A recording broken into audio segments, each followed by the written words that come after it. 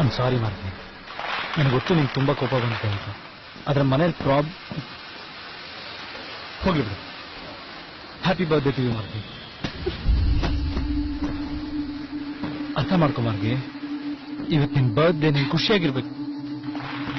ನನ್ ಎಲ್ಲ ಖುಷಿನೂ ಹಾಳಾಗೋಯ್ತು, ಇನ್ ಯಾವ ಖುಷಿನೂ ಉಳ್ದಿಲ್ಲ. ಮಾರ್ಗಿ, ನಾನ್ ಬೇಕು ಅಂತ ಮಾಡಿಲ್ಲ, ಏನಾಯ್ತು ಅಂತ ಕೇಳು. ನಿನ್ನ ಹತ್ರ ಎಲ್ಲದಕ್ಕೂ ರೀಸನ್ಸ್ ಇರುತ್ತೆ, ಕಾರಣ ರೆಡಿ ಮಾಡ್ಕೊಂಡೇ ಬಂದಿರ್ತೀಯ. ಅವತ್ತು ಫ್ರೆಂಡ್ ಪೊಲೀಸ್ ಸ್ಟೇಷನ್ ಅಲ್ಲಿದ್ದ, ಮೊನ್ನೆ ನಿನಗ್ ಹುಷಾರಿರ್ಲಿಲ್ಲ, ಇವತ್ತು ಏನ್ ಕಾರಣ? ನಿಮ್ಮ ಅಮ್ಮನ್ಗೆ ಹುಷಾರಿರ್ಲಿಲ್ವಾ, ನಿಮ್ಮ ಅಪ್ಪನ್ಗೆ ಹುಷಾರಿರ್ಲಿಲ್ವಾ? ಯಾಕೆ ಸುಮ್ಮನಾಗ್ಬಿಟ್ಟೆ? ಎಲ್ರೂ ನಿನ್ ಬಗ್ಗೆ ಹೇಳಿದ್ದೆ ಕರೆಕ್ಟು, ನಾನೇ ತಪ್ಪಾಗಿ ತಿಳ್ಕೊಂಡಿದ್ದೆ.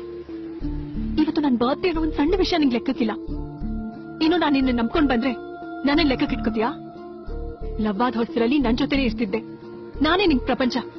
ಈಗ ನಾನ್ ಸಿಕ್ಕಿದ್ದೀನಿ ಅಂತ ಪಕ್ಕ ಆದ್ಮೇಲೆ ಟೇಕನ್ ಫಾರ್ ಗ್ರಾಂಟೆಡ್ ಅಲ್ವಾ?